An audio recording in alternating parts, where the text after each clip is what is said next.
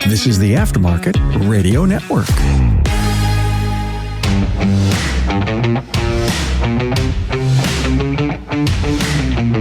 Welcome to another episode of Business by the Numbers. I'm your host, Hunt Emmerich, CPA with Parmelis Associates. Just got back from the VAA, the Virginia Automotive Association conference down in beautiful Hot Springs, Virginia. Had a great time down there seeing clients. I did a presentation with Jamie from Sesco. Sesco is an HR company, and Jamie has been there for years and is always a good resource. Had an awesome presentation. Don't want to get too much into it. We'll talk a little bit about that in a second, but definitely going to have her on to do a future episode. I learned a lot of stuff from the presentation I did with her, so I know you guys could as well too. Yeah, just an awesome person with a lot of great information.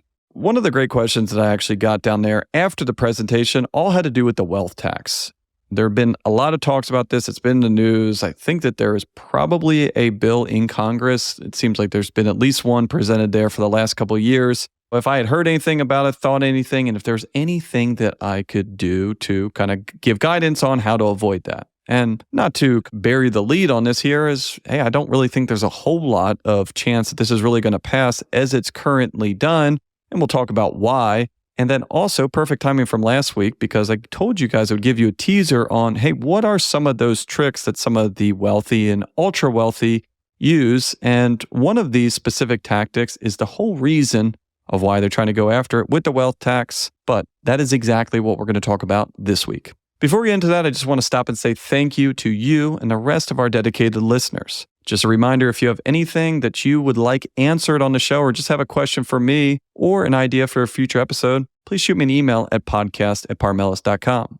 Quick reminder, if you are listening to this when it airs or even on Friday after this came out, come see me at the STX show in Nashville, down here teaching for a couple of days. So if you're here, stop by and say hi. We'd love to see you. And lastly, I cannot forget our dedicated sponsors, NapaTrax and Promotive, for being loyal supporters of the show. As always, if you guys need a new shop management software, give NapaTrax a call. If you guys need to add that next rockstar technician, advisor, whatever to your team, call the professionals at Promotive and they're sure to help you out. Hey, did you know NapaTrax is on-site training plus 6 days a week support? It all starts when a local representative meets with you to learn about your business and how you run it. After all, it's your shop, so it's your choice. Let us prove to you that Trax is the single best shop management system in the business. Visit them online at napatrax.com. That's napatracs.com. It's time to hire a superstar for your business. What a grind you have in front of you. Great news, you don't have to go at it alone. Introducing Promotive, a full-service staffing solution for your shop. Let them do the heavy lifting and enlist your hiring partner online at gopromotive.com. First and foremost, before we get into this, I just have to give a quick shout out to VAA, the Virginia Automotive Association. If you are in Virginia and you're not a member of the VAA, then shame on you. No, but seriously, if you're a shop and you're in Virginia and you are not a member of VAA, you need to be. I'm not blowing smoke. I've told them when I was at their event, guys, this is not to make you guys feel better. It is truly one of the best state organizations across the country. We have kind of a unique perspective. Obviously, we have shops all across the country. We have shops in really every single state besides Wyoming currently. But we deal with a lot of associations, and all of these guys are out there doing it. If you run the association, Automotive Association of Alabama, and we know each other, hey, this is not to slander you. This is just to shine a light on the stuff that VAA does, because it truly is an awesome group. They got awesome people that run it. They got an awesome group of shop owners that come, participate, share their success, share their failures. One of the biggest things that they have there is obviously they put on this conference and get great people just like myself and Jamie from Sesco to go down there and talk. A lot of people like to complain about the things that go wrong in this industry, the things that they don't like from a tax perspective, the things they don't like from a legislative perspective. You see it on Facebook, you see it in Shop Owners Group, oh, this sucks, we got to do this. VAA is actually doing something about it. They didn't like how their big one that recently they went to fight had to do with sales tax. They were doing some really wonky things with sales tax. Dealerships were protected from it. Independent shops were not. And they said, you know what? We're not going to stand for this. We're going to do something about it, and actually took this to legislature. They petitioned, they talked to congressmen, and they got this passed and they got this fixed. A lot of people like to talk about it. They are really doing this stuff. And yeah, just want to say thanks again for having us down there.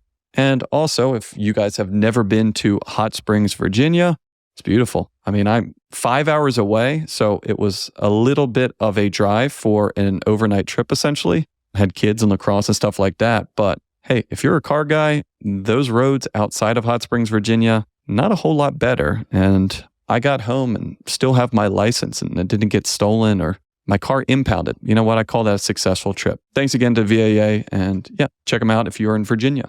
What did we talk about? I kind of mentioned before that Jamie and I had an awesome conversation and she is a wealth of knowledge. And there was a couple things that even I was like, whoa, this is exactly why I don't like to tiptoe into the legal stuff of this, because I was even surprised by some of the stuff that I heard.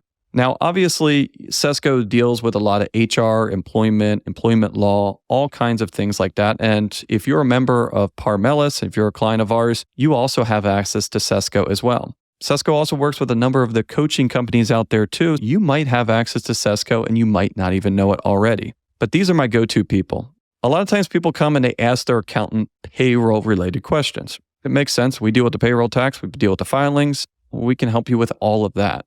However, a lot of these questions that we get start to get into the legal side of things. And that is where I always lean heavily on Sesco. And I thought that that would probably be the best kind of course of action for our presentation that Jamie and I did. Kind of the intermingling between best practice in accounting and best practice of not getting sued for wrongful termination and stuff like that. But we went through all kinds of stuff. What is the best way to let someone go? Should you give them a reason? Should you not give them a reason? Even down to different stuff like legalization of marijuana. It's a big topic in Virginia because it is going to be recreational pretty soon. They already have medical marijuana laws, and a lot of people have been confused on this. It's federally illegal and legal in some states. And how does that interact with possible drug testing, DOT drivers for tow trucks, and all kinds of different things? So I would butcher it. Jamie's the expert on that. So keep an eye out for that. We'll have that episode coming out here in the next couple of weeks. To what I promised you guys that we were going to get into is first and foremost this wealth tax, and then we'll get into the two different kind of loopholes or strategies, one of which is specifically kind of why the wealth tax is coming to fruition here, or they're trying to make it come to fruition. I don't think it's going to happen. And then the other one is a little bit of a different one that you might have heard about, but I doubt probably understood what it is. First and foremost, let's start with the wealth tax. More or less, like I said, I had a conversation after my presentation of someone wanted to kind of pick my brain. And I don't know how the exact question, but essentially went with, hey, Hunt, do you think that there will be a wealth tax? Or I think it was almost a little bit more certain than that. They really thought that there was going to be a wealth tax. And they said, hey, what are ways that we can shelter this, transition this before, get this into our kids, whatever it is to try and avoid the wealth tax. Let's kind of talk about why, what, and how this wealth tax is, and then kind of get into the reasons of why I don't think that we will see one or see one like that they're trying to make it right now. The why would be people feel like the rich don't pay their fair share. There is a public, almost a public PR campaign that goes along with that. And then the other aspect of this, we'll talk about a little bit later. But for right now, let's just kind of look that the why is the optic side of this. Now, why are the optics so important? Optics are everything in today's world. The truth and the facts don't really need to muddy up a good story. The PR campaign against the rich has been no stronger than ever in the past. I always kind of laugh about this a little bit, and I was just watching something the other day. It was a CEO of a large company. This guy is a billionaire now with a B. And essentially what he was talking about is kind of the demonization of being a wealthy person. And I get it. Oh, boo-hoo. Go cry into your own money. The whole idea came from someone came up to them and pretty much just said, how dare you? Like, how dare you do this? Like, look at all that you have and look at all the people that have nothing. You should be ashamed of yourself. You just got this handed to you, et cetera, et cetera. And don't get me wrong. There's plenty of people that have tons of money that arguably don't deserve it, but who am I to say they deserve it or not? I'm not the boss of them. They're not the boss of me, and it's none of my business. Now, this person was obviously barked up the wrong tree on there because this person explained to them, what do you mean? I don't deserve this.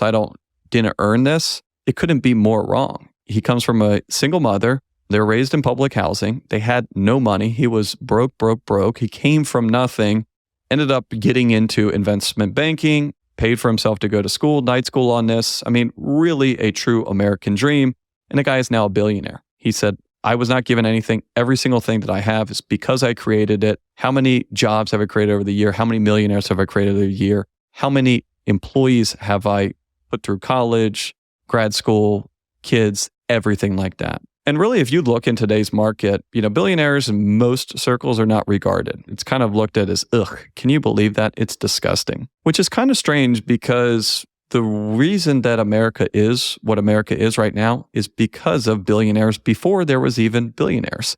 Now, $1 billion was not around in the 1800s, but you can do relative sense of it. And if you want to go back and you want to look at the Vanderbilts and you want to look at the real institutions that built this country, those people had more money than God, right? If you go back and you put in kind of today's dollar, it's really hard to quantify. I mean, a lot of the national parks that you see were owned by millionaires and billionaires back in the day. Even then, like we were talking about, I was down in Hot Springs, Virginia. All of that is private property. When you see this stuff where someone at some point, bought hundreds of thousands of acres of land, you just got to wonder to yourself, man, how much money did this person have that they bought an entire county, an entire island, and in some cases of the United States, entire states? Now, flash forward to today, when in the past, the Rockefellers, the Carnegies, it was like, man, this is what everyone strives to be. This is the true American dream, and look at what they're creating. Flash forward to today, Elon Musk is a devil because he should just be donating all of his money to people that are less fortunate. Do I think that people that are less fortunate deserve nothing? Absolutely not. Do I think that we have any say about what someone else does with their money that they've earned, paid tax on, and everything else? Absolutely not as well, too. And if I don't have any place to say to someone else, you don't have any place to say to them, the last person we really think should be getting involved there is the government. That is all the why. The why all has to do with, hey, you just have too much money, and we don't think that you should have that. The why also goes into what we talked about last week on, quote unquote, the rich don't pay their fair share, because a lot of people get wealth confused with income. If I have 1 million shares of Apple right now sitting here today, I am a billionaire. I am very, very, very, very, very wealthy. But if that is my only investment and it doesn't throw off any interest and any dividends, which it doesn't, I would not even have to file a tax return this year because I would have absolutely no income. And that is a prime example of when people look at this and they say, look, Hunt is worth $1 billion because he owns $1 billion worth of Apple stock and he pays 0% taxes. He didn't pay a cent in taxes. Well, that's correct. I had no income. I have holdings. Yeah, they're worth a lot of money, but I did not actually receive any physical money. What are you going to tax? I don't have anything for you to tax. If I have a $100,000 tax bill, how would I even pay that when I haven't made any money? I think you get where this is going. The what aspect of it is exactly this. Why are they trying to tax this? What are they really going to tax? And then how are they going to do it is next. The what is, I guess, fairly simple on surface, but probably extremely complicated, which is why the how is going to be a little bit blurry here. So essentially, what is just that? What are they trying to tax? They're trying to tax your wealth. How do you tax someone's wealth? That is the tricky part here. I do not know how they would do this in any sort of orchestrated way. The way that it works right now is you are taxed on realized gains, not unrealized gains. What that means is this. Let's say, and we talked about this last week, and if you keep hearing me reference back to last week, you haven't listened to it, don't need to stop this right now. You're still going to understand this, but it will make a lot more sense if you listen to last week as well, because they kind of segue between the two. The way that the taxes work right now is if I have Apple stock, it was worth $10 at the beginning of the year, it was worth $1,000 at the end of the year. If I did not sell that stock, I still have it. What I would have is $990 of unrealized gains. Unrealized gains means that I have not realized it yet. And what does realize mean? Realize means that I actually carried out a sale, I got the money out of there, and that $990 would in turn be taxed. If they were to do some sort of wealth tax, essentially it would be surrounding taxing unrealized gains. Fairly straightforward. Well, hey, Hunt, just do this. We measure how much of that gain is unrealized. It's just now going to be taxable whether it's realized or unrealized. How the heck would they ever do that? Because if you look at it, and stocks are probably a bad example because that is very easy to actually set a value on. What's a marketable security on it? You can look at exchange rates, dollar values at any given point historically now, and to some degree, the future as well. how do you recognize or how do you calculate an unrealized gain on something that maybe doesn't have that big of a market? How do you recognize an unrealized gain on something that has never been bought or sold before? It is a logistical nightmare here. And the only way that they would be able to do this is on specific stocks and probably also specific amounts of stocks. Also, another thing here is wealth itself. Google your favorite celebrity or your favorite rich person and say, how much is so-and-so worth? There is hilarious answers for this stuff. I mean, if you look at some of these things and some of those people where you say, hey, how much is so-and-so worth? Every once in a while, you can probably find someone that a little bit of information about, and you'd be able to tell like, hey, this is wildly incorrect because no one knows how much someone is worth. That is very, very hard information to not only gather in a public setting, but even those people themselves do not even know that number probably. Another thing about that is wealth is sometimes liquid and sometimes very illiquid. I will give you an example. What is very liquid? Let's say I am a billionaire. A lot of people, when they think about billionaires, they say, all right, well, he's a billionaire, so you could buy that for $1 billion. That would assume that they have $1 billion sitting in a bank account, when virtually no billionaires are going to have that money sitting in a bank account because if it's sitting in a bank account, they're not investing that. What you hear a lot was when people say that they are illiquid or it's a paper gain. They don't have that much money in real life. It's more in paper. What that would mean is something very similar to what I gave an example of before. Stock holding, something that they say, all right, I have that, but unless I want to sell that stock, I can't really free up that cash that quickly. Now, for my case where I have $1 billion worth of Apple stock, within reason, I could sell that. It's one of the most hotly traded stock. I could probably offload it. Now, $1 billion would cause a whole nother issue. If I sold $1 billion worth of Apple stock, that alone would probably crash the stock a good bit. But there's also different things where people don't have the ability to cash it in, especially a lot of these CEOs and tech guys. A lot of their wealth has to do with investments in their own company. And a lot of times they are not actually allowed to sell that wealth or sell that investment. On paper, I'm worth $6 billion, but technically I could be homeless because I'm not allowed to even touch any of that stock right now. The big thing on how they do this is probably, I have 3 main reasons of why they're not going to do this, but that's probably the 4th right there. It would be a logistical nightmare and arguably impossible to do this on a scale that a lot of people have wanted this to be. This is a prime example of, like I said before, the optics, the emotional aspect is getting in the way of common sense and reasoning here. Hey, I get it for whatever reason that there's a large population of people that is bitter, hateful against people that have more money than them. All right, be it. You're free to your own feelings of it. And just because you think that those people should be taxed even more, because these people are not paying any tax, even though we've disproved it last week, we're going to get them where it hurts the most. They think that they can get a fast one on them. Ooh, just wait a second. And are they going to find out? It would be funny if they were able to pass this and, it came out and be like, Hunt, you got this wrong. When I say this will never happen, I really should preface that with, I do not think that this will ever happen. But hey, you never know. Again, I've always said this before, you try to bring too much sense and reason to taxes or politics, you're going to get very frustrated. NapaTrax was built from the ground up to make your business more profitable and efficient. They provide an extensive set of tools to increase and track profitability in real time. NapaTrax offers the industry's best wholesale support hands down. They train your people on site. Yes, on site. They also offer remote refresher training 10 times a week and customer support is open 6 days a week. Give them a call, visit them, or join our Facebook community today to learn more. They'll prove to you that Trax is the single best shop management system in the business. NapaTrax is always customized and tailored for your business, whether you're a one-man shop or a large multi-bay or multi-location company. After all, it's your shop, so it's your choice.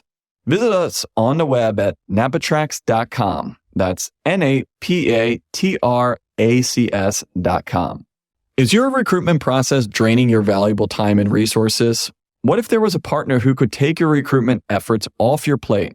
Look no further. Promotive is your ultimate solution for hassle-free staffing focused solely on the automotive industry. On the web at gopromotive.com. Promotive understands the challenges you face when searching for the perfect technician or service advisor for your shop. That's why we've developed a platform that takes the hassle out of recruiting. Michelle Tanzi from Euroclinic said, I am a shop owner and recruiting new talent is so time-consuming. Promotive does the majority of the seeking and recruiting. They reach out to the candidates for you, and when they feel they are a good match for you and culture, they make the connection. They follow up throughout the interview process, and we make sure that the candidates are a good fit and the shop is a good fit for the candidates. I admire that they genuinely want both parties to win. They recruited and paired us with a solid B-Tech and Master Tech. Both left a dealership position and are still part of our team. We are very happy with the character and culture match, and both technicians have become valuable team members. Visit our website at gopromotive.com today and join the growing community of shop owners who have found their ideal team members with Promotive. Speaking of politicians, that is probably my number one reason of why this will never happen. Because good or bad, and a lot of times this works against us, but in order for something to get passed, the very people that we voted into office that are supposed to be speaking on our behalf would have to sign this into law. They haven't even been able to agree to pass some sort of heavier legislation to condemn or try and stop all of the insider trading that's going on in Congress. Do you think these congressmen, some of which are millionaires, most of which are millionaires, and a few are even more than that, do you think that they are going to be very interested in a tax that is specifically going to negatively impact them? What politician does not have some sort of capital gains? What politician does not have some sort of investments that probably would be subject to this wealth tax? Very, very few. If these politicians are going to be negatively affected by it, do you think that they're really going to be that interested in doing it? Absolutely not. And even some of these good politicians that say, hey, you know what? This is not about me. This is for the people. They are not going to want to do it because who do you think is donating money to them? The wealthy, the corporations. Do you think that if Joe Stevens, who's the richest guy in Stevens County, wherever he is, going to give any sort of money for a re-election campaign for a senator that was campaigning a wealth tax? No, no, no. These politicians don't want it. These people that fund the politicians don't want it. And luckily for us in this case, that is probably enough for this to never see the light of day. A more practical aspect of where someone was arguing of like, hey, Hunt, do you think this is a good idea? Well, no, I don't think that it's based in any sense of reality. A wealth tax of any degree would just be a penalty for people that are more successful. There would be no justifiable argument. There'd be nothing in our current law that would even allow this to happen. From a practical standpoint of saying, hey, forget our rights, forget any sort of reasoning here, I'm going to try and argue of why a wealth tax would actually be bad for everyone, not just the millionaires and billionaires that would have to pay it.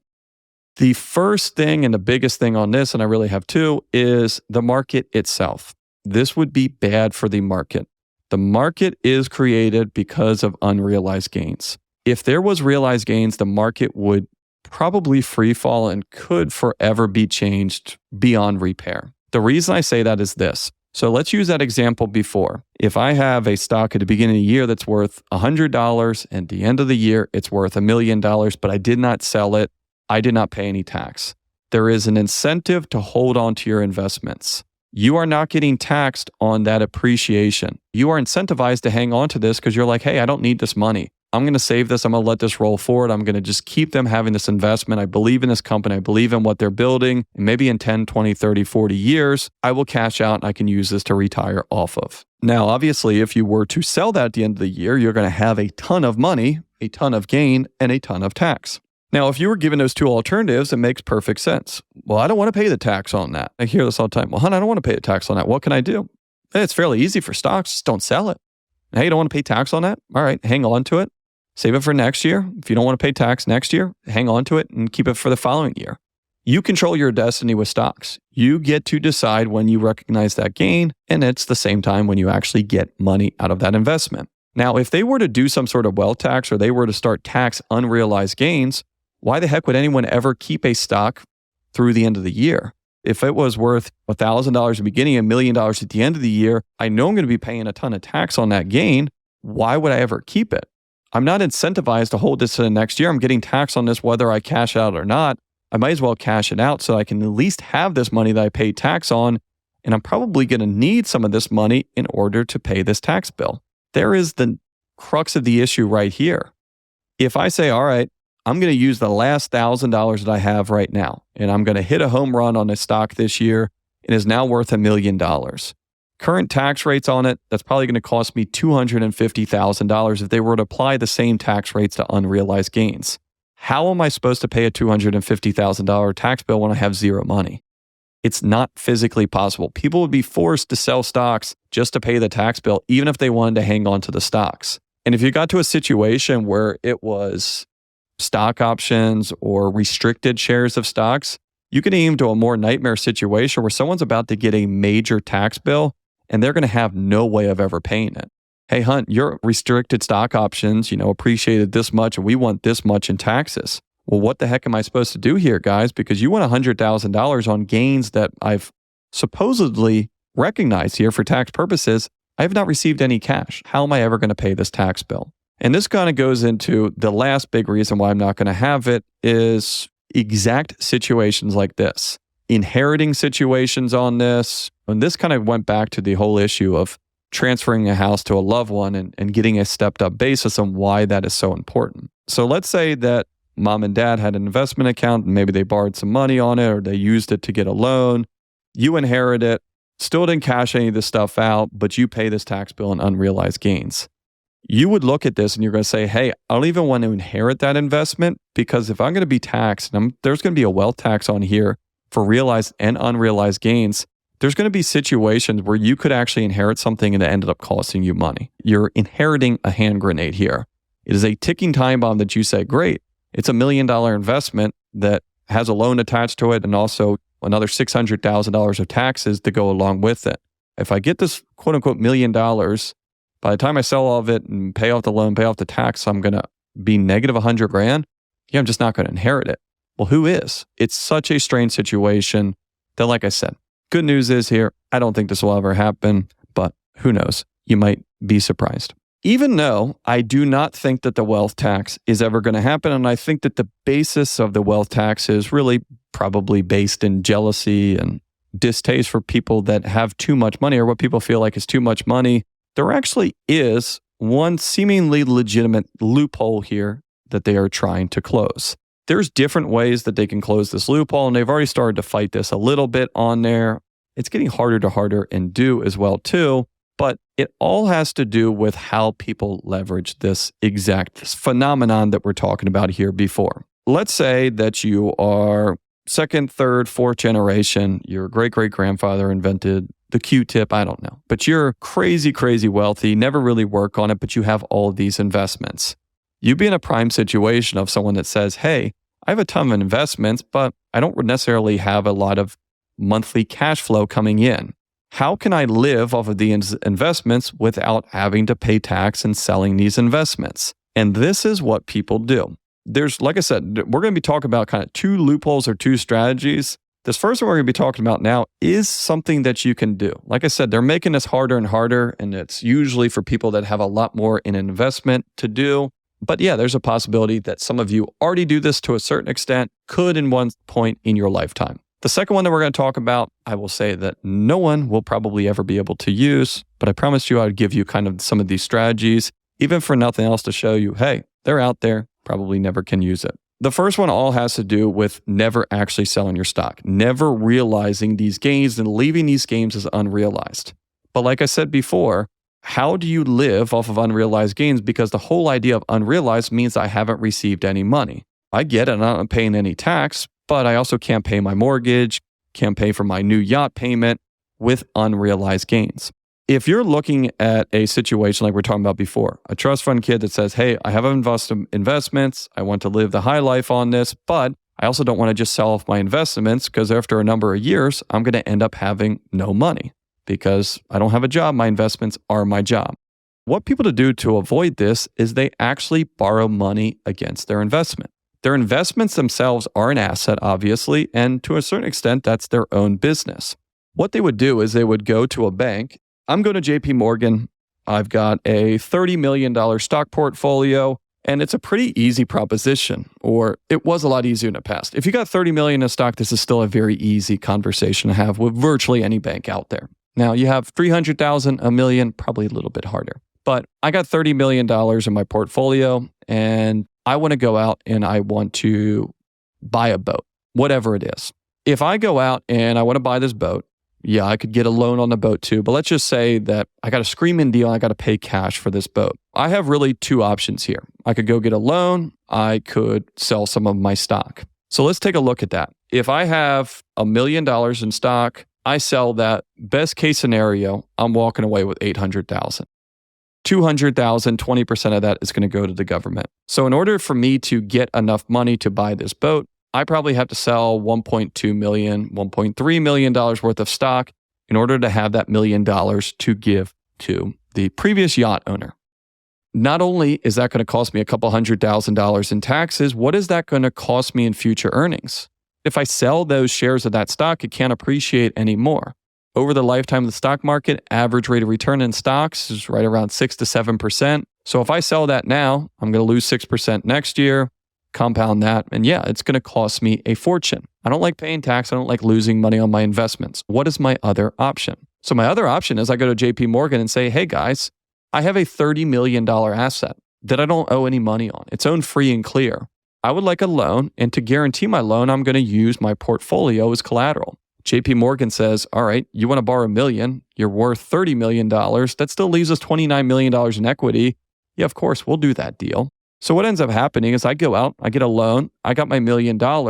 I would probably get a loan for more than that. I'd probably get a loan for 1.5 million or something. And I would use some of that to actually invest and pay back my original loan. What people do is they would borrow this money. They have the cash to know what to do what they need to do with. You could actually borrow or leverage your other investments for that to make a return on your investment to actually pay back the loan. It's kind of weird to visualize here on it. If you look up leveraging borrowing against your brokerage account, now you'll get into some really kind of sketchy fly-by-night people that are trying to do this for everyday people, which should not be done. Leveraging is good. Leveraging can be very, very, very dangerous if you do not do it correctly, because leveraging generally means borrowing money that you don't always have. So be very careful here. But essentially the idea with it is you're funding the loan with the loan itself. That loan will almost pay itself back if you borrow the correct amount of money there. If you look at this, you might be saying, well, Hunt, I'm going to be paying interest on this. Well, yeah, margin interest is always going to be there, and it's not generally the cheapest, but would you rather pay 8% or roughly 50%? 8%, obviously. Well, who the heck is paying 50%? Remember we talked about last week? What is a top income earner in California paying in their tax rate? Yeah, damn close to over 50%. If you sell that, like we talked about before, best case scenario, it's going to cost me 20%. Worst case, I could actually have to sell $2 million worth of stock only to give $1 million to the government and the other $1 million to the yacht broker. If you borrow the money, if you use a loan is not income to you. You're just borrowing money. Yeah, you have to pay that back, but you can use your investments to pay that back. It is such a weird, backwards idea of what everything we've been taught. This is what makes Dave Ramsey lose his mind, because in his mind, if the key to being wealthy is to getting out of the debt cycle, when what we're seeing here is one of the most popular strategies of the wealthy to avoid taxes and honestly be smart with their money is to leverage debt. This is why they're trying to come up with this wealth tax. This is 100% quote unquote a loophole on it. Now, would the wealth tax close that loophole? Yeah, but it's like saying you got a bad cam position sensor in your motor, so I'm going to go get a new crate motor from the dealer. Is that going to fix the misfire issue that you were having? Absolutely. Is it way, way, way, way beyond the scope of what really needed to be fixed? Absolutely as well. And that's the prime example here. There are ways to limit this. There are ways to offset people using their securities and using their investment and not paying tax on that. But to a certain extent, there's no way to close it forever. Our system, our government, our market is not set up to tax unrealized gains. And anyone that thinks that there is a quick, easy way to do this without a massive amount of collateral damage is sadly mistaken. Like I said, two loopholes on this, or two strategies of the rich, the loan versus income or borrowing and leveraging the money instead of selling stocks is going to be number one. Number two is something that kind of goes along the same vein of investments, but is really the only one that they have actually been able to crack down on. We talked about last week all the different tax, why the rich probably do pay more than their fair share of taxes. Talked about wealth tax this week and how they're trying to come up with laws to curtail this. Next one, called the carried interest provision, is again a tax that is targeting the 1% of the 1%. and is the only thing that they have actually been able to recently crack down on. Why have you never heard of it, and why do you probably never care about this? Because it does not really affect anyone in your circle, my circle, or probably anyone very close to you. The idea on the carried interest provisions is, and you can look this up, I'm going to completely oversimplify this, but essentially has to do with general partners in a private equity fund not recognizing their income like everyone else does. So like we talked about, if you earn income, you actively earn income working in trade or business or working for someone else, in California, you're going to pay tax rates in excess of 50%. In New York City, you're going to pay tax rates in excess of 50%. Even in states with no income tax on it, you are paying over 40% tax rates in most situations. Earned income is the highest way that you can be taxed. What is the best way to be taxed? Capital gains. Capital gains max out at 20%. And so part of the strategy here is always trying to see what we can pay capital gains on and avoid ordinary income tax rates. I would love to hear of what the original idea was behind the carried interest provision and why this was ever allowed to happen. If I had to guess, someone donated a ton of money on it and it got put in there. Essentially, what ends up going on here is if you run a private equity fund, you're making money, you're getting a fee for doing that is your job. It's actively, you're earning it. If you were the leader or if you were the CEO or chairman of any other business, that would all be ordinary income. But since a private equity doesn't actually have a business, their business is investing in other business, they have lobbied and they are able to actually get that management fee and a portion of these profits recognized as capital gains. Let's say that you're a uber rich manager of a local regional bank. You make $6 million a year. You're going to be paying ordinary income tax on all of that money. Now, let's say that you are the general partner in a private equity fund and your fees for the year are $6 million as well. The private equity fund manager is only going to pay about $1.2 million in tax on that. All of his earnings, all of his management fees, and his share of profits are going to be taxed at 20%. That person that was the CEO, president of that regional bank, is going to pay around $3 million in tax. He's going to pay 3 times as much tax as the private equity because of this carried interest provision. This right here is something that they tried to crack down on. They tried to get rid of it completely. Obviously, the people that donate money to politicians probably were not super pumped to hear that. And hey, there's probably a couple politicians that also directly benefit from this as well. They were not successful in getting rid of this provision altogether. Now, what they did do is they used to pretty much be able to get this tax treatment on just about anything that was underneath that fund. What they did is they essentially said, hey, you can still get the same treatment on it, but it was only for things that you hold for a certain amount of time. They didn't get rid of this, but they did reform this and they made this a little bit less egregious on it. Is it still something that probably needs to be addressed? Maybe not. This is really a cat and mouse game on it. You have people trying to write tax laws, and you're going up against people that know thousands, millions times more about tax investment than the people that are writing these laws. Why do people say, oh, why are there loopholes in this? Because it's not the world's best, the most aggressive, creative CPA doing this stuff. To a certain extent, it's politicians writing tax laws. It's a Tom and Jerry cat and mouse game. Whatever you do, they're going to find some other way to do this. Hey, you guys don't like us doing X, Y, and Z? Great, we'll do it like this. Hey, you don't like us doing that? Perfect, we'll do it like that. They're always going to be one step ahead. And yeah, if you get rid of the carried interest provision, there's always going to be something else. And you get rid of that, there's always going to be something else after this. This is one of those lifelong issues that there's probably no easy solution for. The people that have money have a vested interest to keep that money. And they're always going to be trying harder to keep that money than the government is to take that from them. And in some cases, they end up working on the same team here and have agreed, hey, we're not going to take it. You're not going to try and give it to us. Even though a lot of people said that the presentation that we did down at VAA scared them, even though that they needed to hear this, maybe this is some good news for you. Maybe you are in a camp that you want a wealth tax on it, then bad news for you. I don't see that happening anytime soon. For the people that were concerned and think that this could be affecting them, good news for you as well. I wouldn't lose any sleep over it.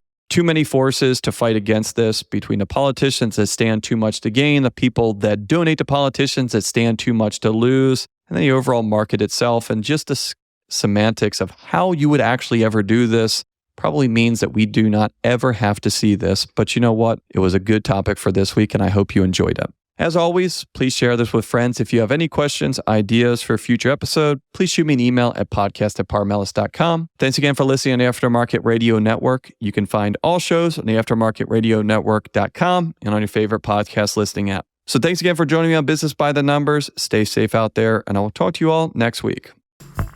You've been listening to Business by the Numbers with Hunt Demarest on the Aftermarket Radio Network. Follow Hunt on your favorite podcast listening app. Let him know what you'd like him to cover. His email is in the show notes. Hunt is all for advancing the aftermarket.